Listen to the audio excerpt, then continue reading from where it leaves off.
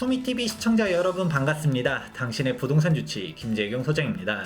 오늘은 특별 촬영으로서 3명이 함께하고 있는데요. 제 옆에는 세무 전문가 2분이 계십니다. 안녕하세요. 네, 안녕하십니까. 네, 한 분씩 소개 좀 부탁드릴게요. 안녕하세요.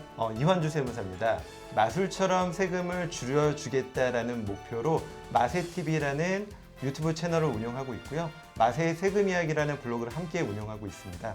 많은 분들을 만나서 상담을 했던 내용들을 가지고 여러분들에게 도움이 되는 자료를 좀 이번에 같이 말씀을 드리려고 출연하게 되었습니다. 안녕하세요. 김재현 회계사입니다. 세무세상이라는 블로그를 운영하고 있습니다. 세상 모든 세무상식이라는 의미고요. 세무 전문 회계사로서 많은 손님분들을 상담하고 있습니다. 오늘 좀 상속증여세 관련해가지고 많은 얘기 드릴 수 있도록 하겠습니다. 안 그래도 제가 세금에 좀 관심이 많다 보니까 마세TV를 유튜브에서 추천 영상이 떠가지고 본 적이 있어요. 그렇다 보니까 아무래도 투미TV 시청자분들 중에서도 2분을 아시는 분들도 있을 것 같긴 한데 2분은 어떻게 알게 되셨나요? 같은 금융기관에서 이제 고액 자산가 분들 상담을 많이 하면서 이야기를 좀 많이 나누고 서로 의견을 조율하다가 이걸 그냥 사장시키기 좀 아까우니까 우리 한번 뭔가 작품을 만들어 보자 라고 해서 같이 책을 하나 쓰게 되었습니다. 아, 2분이서 원래 같이 활동하고 그렇게 금융기관 쪽에서 연결되었었는데 이번에 뭐 책 쓰셨다라는 거는 뭐 어떤 걸 쓰셨나요? 네, 제목이 뭐죠? 집 한 채만 있어도 꼭 알아야 하는 상속증여절세 45. 상속증여 관련해서도 실제로 많은 분들이 궁금해하시긴 합니다. 그래서 오늘 영상은 약간 상속증여 특집으로 한번 준비해 보았어요. 그러면 제가 한번 질문 드려볼게요. 지금 사실 대한민국 상속세가 전 세계에서 가장 높다 이런 얘기도 좀 있잖아요. 우리가 상속증여 왜 알아둬야 될까요? 상속과 증여세율 자체는 동일합니다. 최소 10에서 최대 50%까지 30억이 넘는 재산에 대해서는 50%까지 세금을 부과하는 건 동일하지만 이 납세 의무자와 부과 방식에 따라서 세금을 많이 낼 수도 있고 적게 낼 수도 있습니다. 그래서 여러분들이 사전에 충분한 계획과 상담을 통해서 미리미리 준비를 하시면 50% 낼 세금을 20%, 30%로 충분히 막을 수 있으면서 내가 힘들게 일군 재산을 내 자녀 세대에게 온전하게 물려줄 수 있기 때문이죠. 은행권에서 일을 하셨었으니까 고액 자산가 분들이 많으셨을 거 아니에요. 고액 자산가 분들은 아무래도 진짜 뭐 내가 재테크를 더 해가지고 돈을 버는 것보다도 이 부를 어떻게 최대한 절세를 하면서 되물림을 할 수 있을까 이런 질문들이 많을 것 같긴 해요. 실제로도 그게 거의 메인 주제인가요? 상속증여세 관련된 얘기가 가장 많죠. 그래서 소장님 제가 질문 하나 드리고 싶은데 상속이랑 증여의 차이가 뭘까요? 뭐 상속은 뭐 그냥 쉽게 얘기하면 이제 돌아가셨을 때 내는 게 상속세고 증여는 살아생전에 주는 게 증여세고요. 맞습니다. 뭐 그리고 뭐 세율은 아까 똑같다라고는 했지만 뭐 공제가 좀 다르고 그리고 부과 방식이 좀 다르고 뭐 그런 걸로 알고 정확하게 있습니다. 알고 계시네요. 이제 상속이든 증여든 둘 다 다음 세대로 재산을 이전하는 거죠. 상속은 내가 죽었을 때 내가 불가피한 상황에서 주게 되는 게 상속이고 내가 계획을 하고 미리 줄 수 있는 게 이제 증여이기 때문에 사전 증여는 사실 상속세를 절세하기 위해서 사전에 증여하는 효과를 보는 겁니다. 그리고 그 계획을 분명하게 잘 세우셔야지 그 효과를 보실 수가 있습니다. 상담하다 보면 이런 질문들 많아요. 아, 내가 재산이 조금 있다라고는 해도 뭐 빨리 줄 필요 있어. 뭐 요즘 100세 시대인데 더군다나 뭐 빨리 재산 주면 난 뒷방 늙은이 취급할 수도 있다라는 말들도 많이들 하거든요. 그런데 제가 단도직입적으로 물어보겠습니다. 그러면 상속으로 가는 것보다 사전 증여를 하는 게 유리한가요? 오늘 제가 준비한 내용들이 이제 상속세가 어떻게 과세가 되는 건지 그리고 그걸 알아야 사전 증여를 했을 때 정말 절세가 되는지 그리고 그 절세하는 방법이 무엇인지 그 내용을 좀 준비를 했거든요. 상속세가 전 세계에서 가장 높은지 아닌지에 대해서 손님분들 많이 물어보세요. 몇 년 전에 이제 썰전이라는 프로그램에서 이 내용을 다룬 적이 있습니다. 상속증여세율이 가장 높은 국가가 한국이고 그리고 부과 방식에도 한국이 가장 높을 수밖에 없다 이런 얘기들을 많이 하는데 실제로 그런지 한번 보겠습니다. 전원책 변호사가 썰전에 나와서 이런 얘기를 해요. 우리나라의 상속세 부과 방식은 크게 2가지가 있다. 하나는 유산세 방식 그리고 하나는 유산 취득세 방식이 있다. 유산세 방식은 피상속인이 남긴 모든 재산에 대해서 과세하는 방식 그다음 유산 취득세는 각자 상속인들이 나눠 가진 재산에 따라서 그 재산 금액에 세율을 곱한 금액으로 과세하는 방식입니다. 우리나라는 상속세라는 용어를 써요. 상속세지만 실제로는 유산 취득세가 아닌 유산세 과세 방식을 씁니다. 그러다 보니까 실제로는 더 많은 세금을 내는 게 이제 그렇게 부과 방식이 그렇게 되어 있습니다. 이거를 사실 가장 간단하게 말할 수 있는 사항은 이제 그런 거예요. 이미지상에서도 있긴 한데 오히려 더 극단적으로 얘기하면 이거죠. 내가 100억을 가지고 있는데 자녀가 100명이에요. 증여를 하게 되면 한 명당 1억씩 나눠주게 되니까 세율이 10%로 가게 되는데 상속으로 가게 되면 그냥 50억 초과잖아요. 50% 세율로 가는 게 바로 이런 차이가 있다. 그렇기 때문에 상속보다 증여로 가는 게 유리한 부분들이 있는데 유산세, 유산취득세 이런 말은 해주시긴 했는데 실제로 대한민국이 그래서 뭐 세율 자체가 제일 높은 건가요? OECD 주요 국가들 중에서 상속증여세를 부과하지 않는 국가들도 많이 있습니다. 실제로 손님분들 이민 많이 가는 국가들 생각하시잖아요. 뭐 캐나다라든지 싱가포르, 홍콩, 여기 적혀있죠. 호주도 추가해가지고 상속세가 비과세되는 국가들이 쭉 있는데요. 실제로 과세되는 국가도 많아요. 한국, 일본, 미국, 영국 대부분의 국가들은 상속증여세를 부과를 하고 있습니다. 세율을 보시면 몇 등이죠, 우리가? 2등이네요. 그렇죠. 한국은 최고 세율이 50%, 많이 알고 계시지만 일본은 55%로 가장 높고 한국이 2위로 되어 있는데 우리 앞에서 과세 방식을 한번 배웠죠. 일본은 상속세 과세 방식, 그러니까 유산취득세 과세 방식을 취하고 있는데 한국은 유산세 과세 방식입니다. 그러니까 한국이 실제로는 부과 방식까지를 감안했을 때는 사실상 세계에서 가장 높다라고 해도 과언이 아닙니다. 아무래도 상속세라는 거를 좀 절세할 필요성은 있겠다라고 생각할 수는 있을 것 같아요. 그런데 많은 분들이 뭔가 상속세를 대비한다, 사전증여를 한다라고 하면 그 돈이 많은 사람들만 그렇게 해야 되는 거 아니야? 뭐 난 재산이 그렇게 많은 것 같지 않은데? 라고 말하시는 분들도 있을 수 있거든요. 그럼 준비해야 되는 대상자들은 어떤 사람들이라고 할 수 있을까요? 먼저 상속세 계산 구조가 어떻게 되어 있는지를 아셔야 돼요. 상속세 계산 구조가 크게 세 가지 특징을 갖고 있습니다. 하나는 앞에서 말씀드렸듯이 유산세 과세 방식, 그러니까 돌아가신 분의 모든 재산을 합산을 해서 과세를 하는 방식이고 거기에 추가로 이제 사전에 증여한 재산, 상속인에게 한 10년 안에 증여, 그 다음에 비상속인에게 한 5년 안에 증여 재산을 합산을 해서 과세하는 게 첫 번째 특징이고요. 두 번째는 상속 공제라는 게 있습니다. 우리 자녀에게 증여해 줄 때는 5천만 원 공제만 해당이 되지만 상속은 기본적으로 우리나라 사람이 죽으면 5억을 공제해 주고 그리고 배우자가 살아있는 상태에서 죽으면 추가로 5억, 최대 30억까지를 공제합니다. 이제 그렇게 치면 배우자가 살아있는 상태에서 먼저 죽게 되면 기본적으로 10억 공제를 할 수 있고 최대 35억까지도 공제받을 수 있는 혜택이 있습니다. 그리고 세 번째는 누진세율 구조라는 거죠. 최소 10%부터 최대 50%까지 누진세율 구조를 띠고 있습니다. 이 계산 구조의 특징을 알고서 사전증여를 해야 됩니다. 이제 상속세 과세 방식의 특징은 알았으니까 이제 증여에 대한 특징을 이제 비교를 할 수 있는데 가장 큰 특징은 상속세는 돌아가신 분의 모든 재산을 다 합산해서 과세한다고 말씀드렸는데 증여는 각자 화살표라고 저희가 표현을 하거든요. 이 화살표마다 과세가 됩니다. 상속세든 증여세든 누진세율 과세 방식을 채택하고 있기 때문에 화살표가 쪼개질수록 낮은 세율을 여러 번 적용받을 수 있는 혜택이 있는 거죠. 자, 그러면 무조건 증여를 많이 해주면 화살표를 최대한 쪼개서 주면 무조건 유리하냐? 사실 그렇게 치면 무조건 모두 다 증여해도 상관이 없겠지만 그렇지 않으니까 우리가 어려운 거죠. 실제로 앞에서 말씀드렸지만 상속세는 과거 10년 안에 한 증여 재산을 다시 합산을 합니다. 그렇기 때문에 최소 10년 단위로 증여를 해야 되고요. 그 다음에 모든 재산을 다 증여해버리면 상속 공제를 받을 수 없는 상황이 생길 수 있습니다.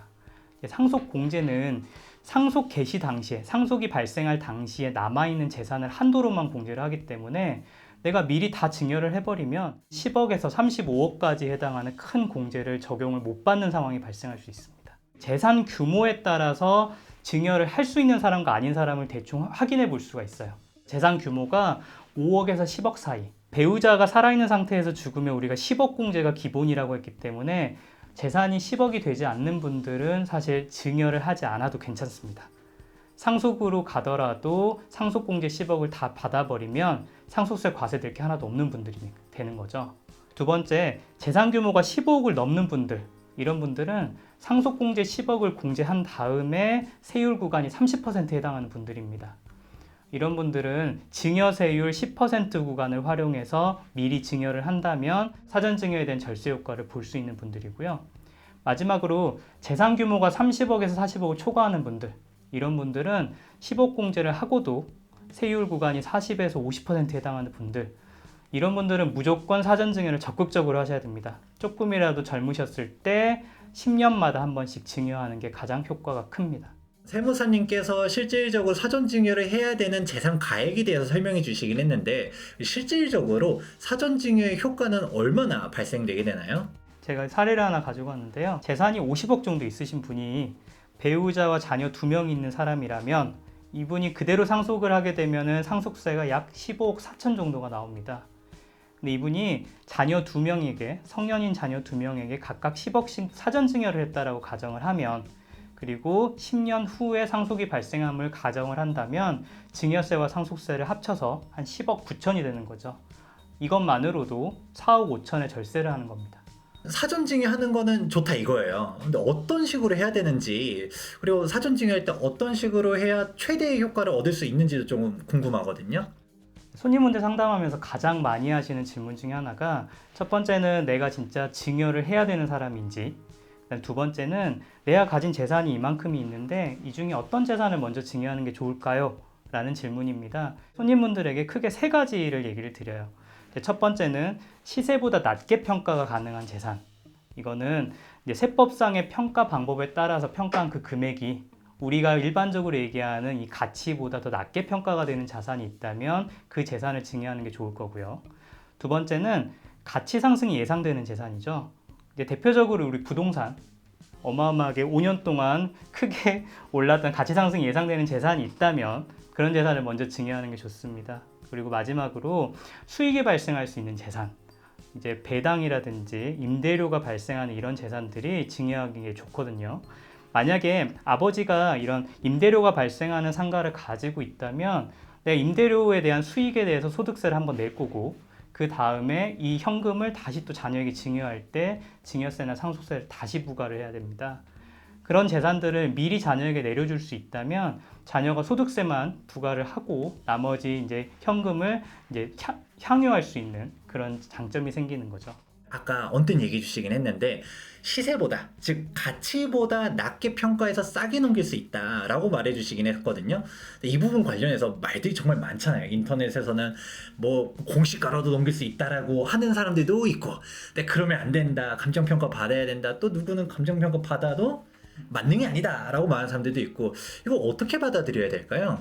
증여 재산을 평가하는 방법을 명확하게 알고 계셔야 됩니다. 세법상 시가라고 표현을 하는데 이제 매매 사례가액, 감정가액, 경매 수용 공매가액 또는 유사매매 사례가액, 이게 증여일 또는 상속일을 기준으로 평가 기간 내에 이런 가액들이 있으면 무조건 이 가액으로 평가를 해야 됩니다.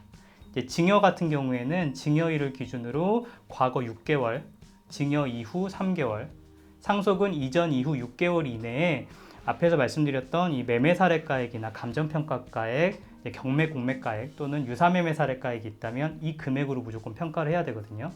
이제 그런 측면에서 본다면 우리 아파트는 공시가로 증여하기엔 굉장히 어려운 재산이에요. 이제 아파트는 똑같이 생긴 물건이 층마다 있고 옆동에도 있기 때문에 항상 제3자 간의 거래가액이 있는 물건입니다. 그래서 이런 물건들은 공시가로 증여하기는 어렵고, 반면에 감정평가가액도 시가로 인정이 되기 때문에요, 감정평가를 받아서 증여를 할 수도 있는 거거든요. 근데 일반적으로 정말 제3자 간의 시가가 있다 하더라도 우리가 그 금액을 감정평가를 받을 수 있으면 그 가액이 인정이 됩니다. 감정평가를 납세자가 받는 거잖아요. 그러다 보니까 실제 시세보다 약간 더 낮게 받을 수 있는 경우들이 생깁니다. 이런 경우에는 적극적으로 감정평가를 받아서 증여하는 것도 절세한 방법이 될 수 있습니다. 공시가격이 10억을 초과하는 부동산을 증여하려고 하게 되면 2명 이상의 감정평가를 받으면 되잖아요. 그런데 여기서 이 평가를 약간 막 이런 불순한 생각을 가지신 분들이 너무 많긴 하거든요. 제가 친한 감정평가사 A 평가사님과 B 평가법인이랑 의뢰해가지고 시세보다 막 확 낮게 받는 거예요. 그러면 이게 인정이 되나요? 라고 정말 많이 물어보거든요. 그런 질문을 하시는 분들도 많이 계십니다. 근데 실제로는 너무 낮은 감정평가가액으로 신고를 하면 국세청에서 외부 감정평가기관에 의뢰를 해서 또 추징을 하는 경우들이 생기는데요.